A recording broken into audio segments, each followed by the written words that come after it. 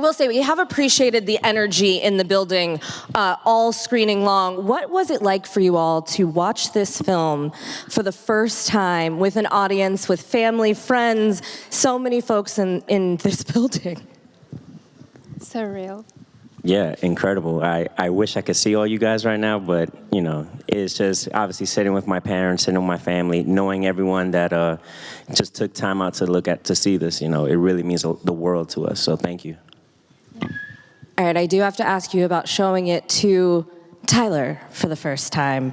What was it like? Because this was a film that you all made, you know, you started documenting and then figured out what the documentary was going to be, but he wasn't in the editing room with y'all. You had, you know, full control over this. So what was it like to play it for the first time? Where did it happen? Tell me all about it. He saw it right before we went to distribution. And it's nerve-wracking. How do you paint a painter? How do you show a director a film you made about him? And we were hiding in the back of the theater in the room. And when it was over, we were like ready to pass out just from anxiety, you know? And he cried. And we were like, okay, we are okay. Yeah. Yeah, so we send it to Amazon now? Are we? So, no, it was great. He said it was beautiful. And obviously, thankfully, I'm blessed enough to still have my mother here. So I can only imagine how long it's been since he heard his mother's voice. So, you know, we wanted to really be a steward to his story, but more importantly, treat it with some kid gloves because obviously it's sensitive. Let's talk about that. Having that footage, so much of that footage of Maxine, where in the process did that come together and how did you figure out how you would weave it into this story? We stumbled upon that beautiful footage in the edit process. We've been filming for almost 10 years, all Verite, over 500 terabyte footage of just Verite without including archives.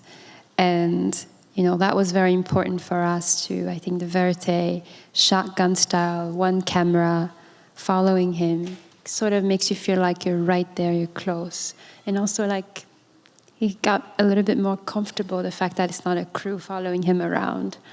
And that sort of was the lead for us. And we wanted to lead with Verite. And then finding this magical tape that we needed to convert to digital. And I don't think he even knew we took it.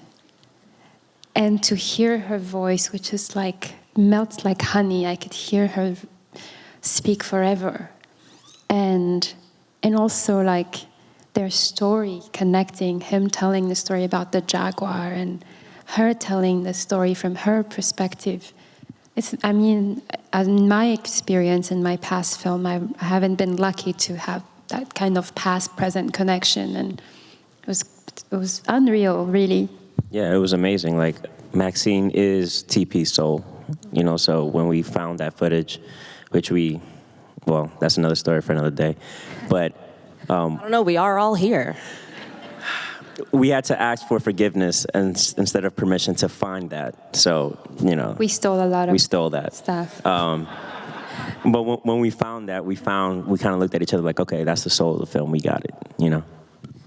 Well, in that, you know, you have all of these moments, you know, this is a career that has spanned, you know, more than 2 decades. You have all of these clips, you have all of these interviews. How did you find a way to narrow it down? When did you recognize what the story of this documentary was going to be? You know, documentaries, you're in the mercy of what's happening. You're not in control until the edit room. Even then, you have to, night and day, try to figure out these puzzles that don't make any sense, and oftentimes it doesn't even look like it could be one film.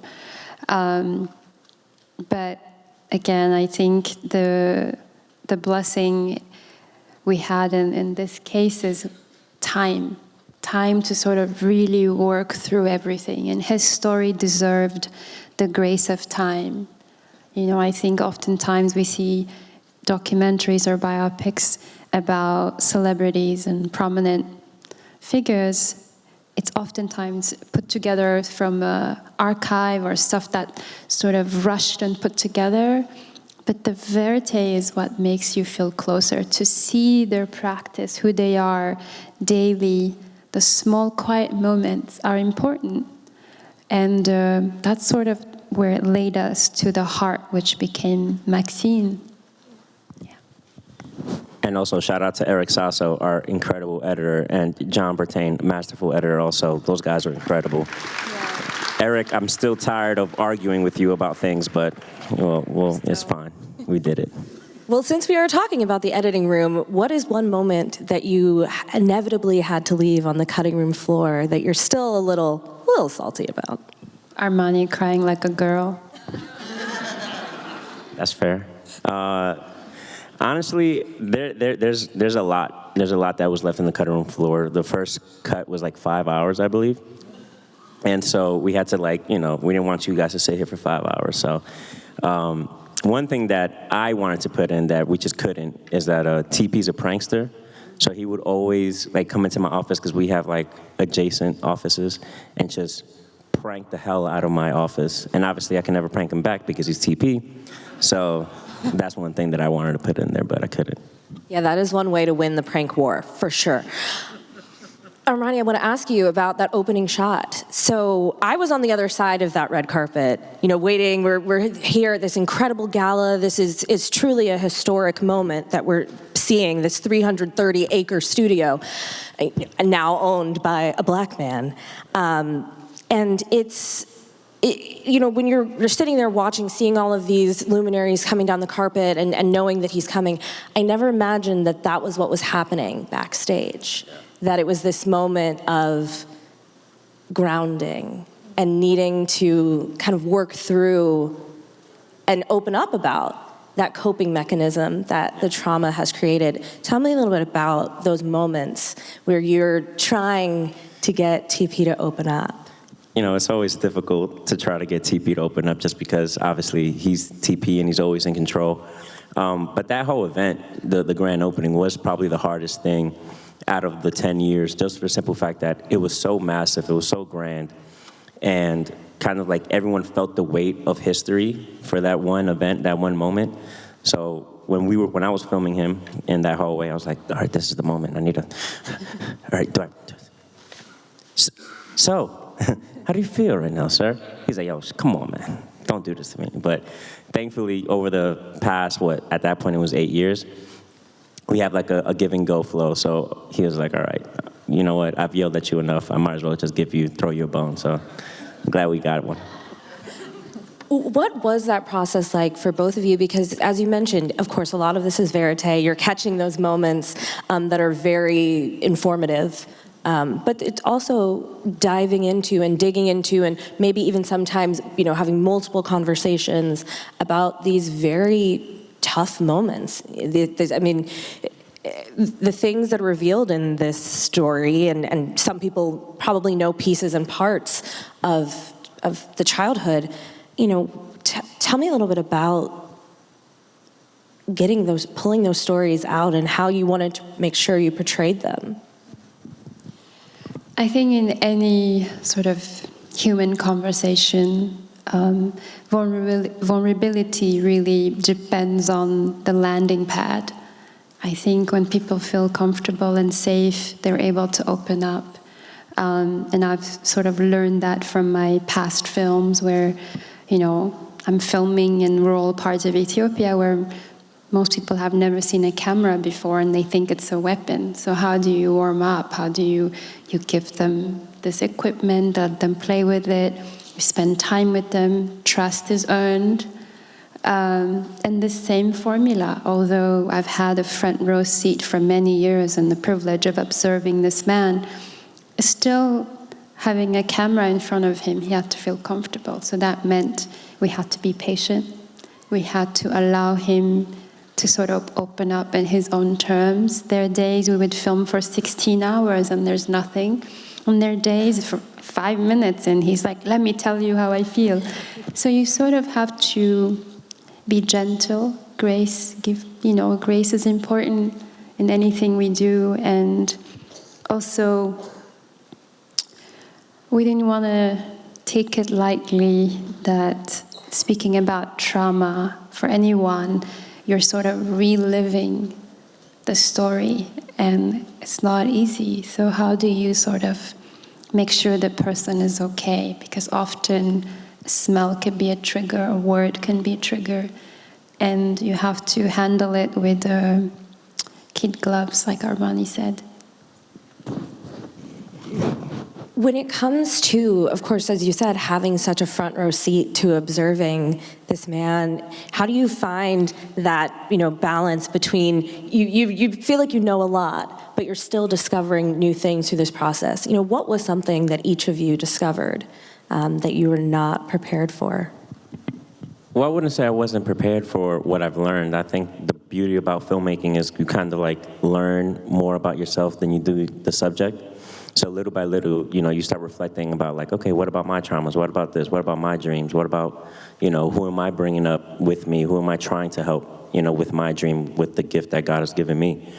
So, for me, TP's always taught me that none of this is about you.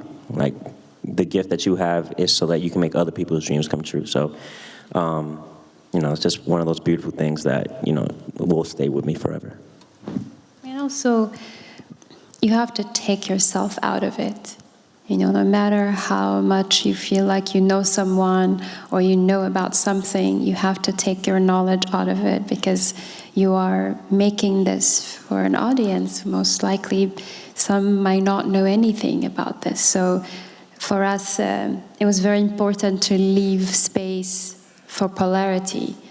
Invite his critics to have a voice and have a conversation, and also have a deeper dive into his fans, in his fan base, why his work resonates with them so much at the core level.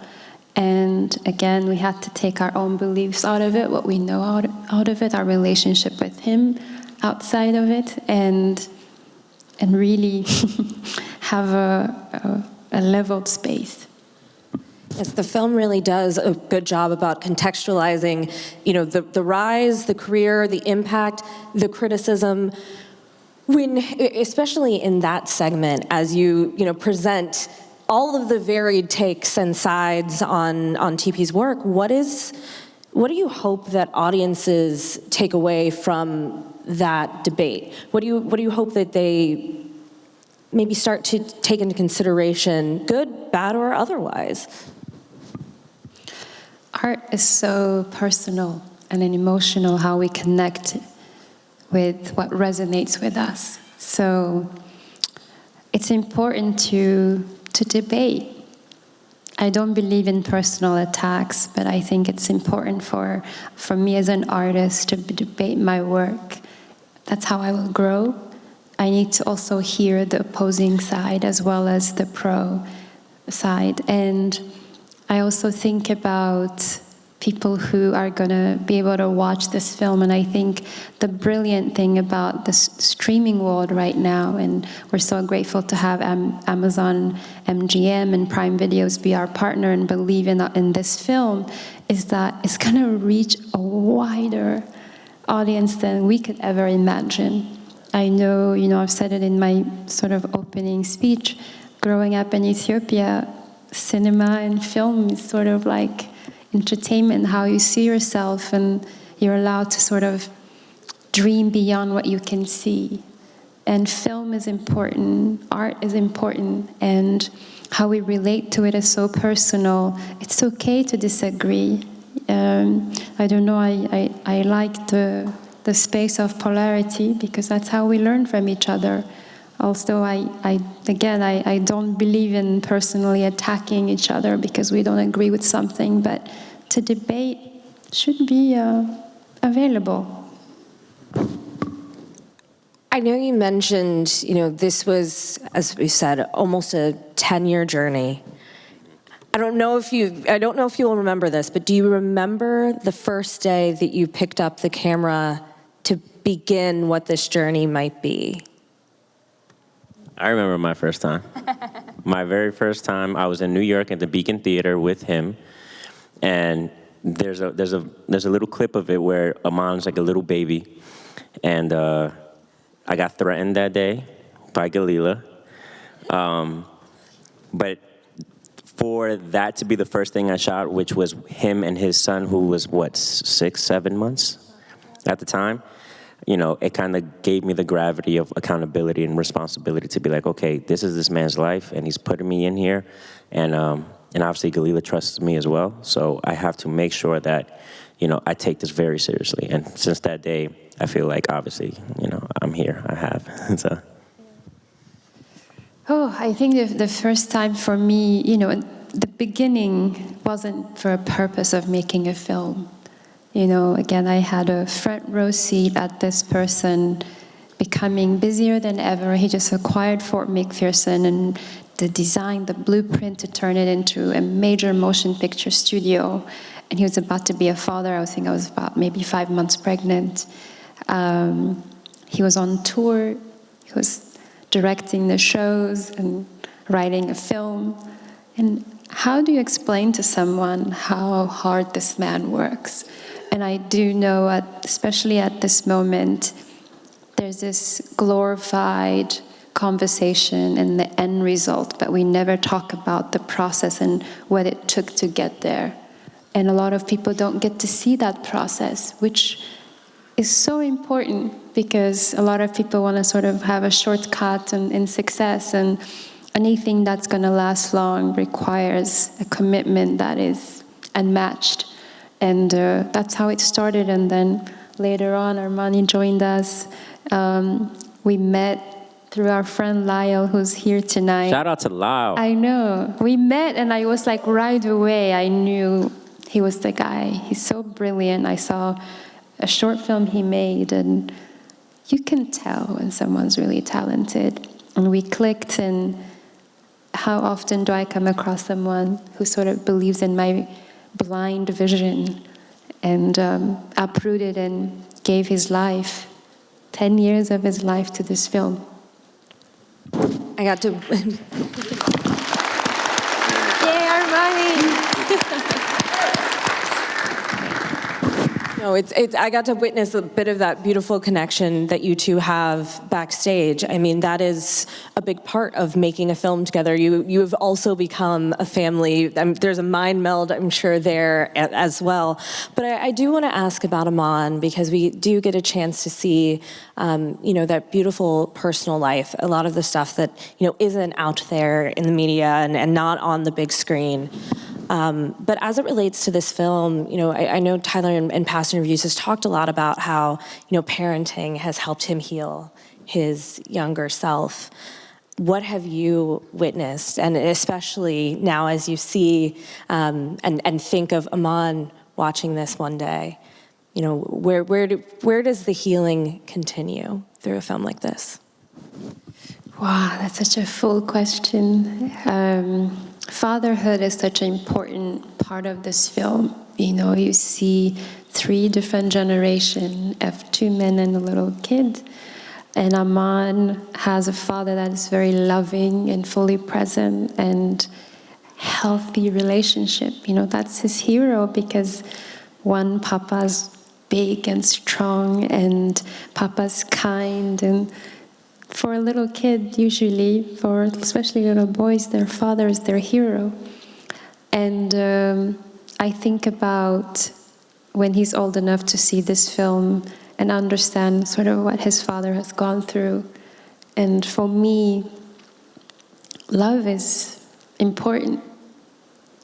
And to watch Tyler embody this feeling and give it, and to really learn while we're filming him in that moment with Emmett, to witness and see that where did he learn this love? Of course, it's Maxine, right? And no matter who you are, how successful you are, how much you have or how little you have, love is sort of the ground.